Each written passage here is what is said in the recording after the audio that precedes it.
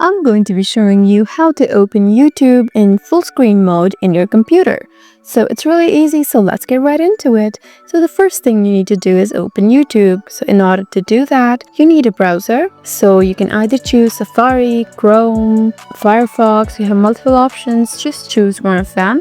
Just go down at your docs and find one of the browsers. Once you're there, all you need to do is type in youtube.com and enter it and wait for the website to load. Just go ahead and open any video. Ever wonder how people dated before? And once you're there, as you can see, this is not full screen. So in order to go to full screen, you have the option right here. Just look at the bottom right where you can see the option to full screen. Just go ahead and tap here. And as you can see, you've entered full screen mode.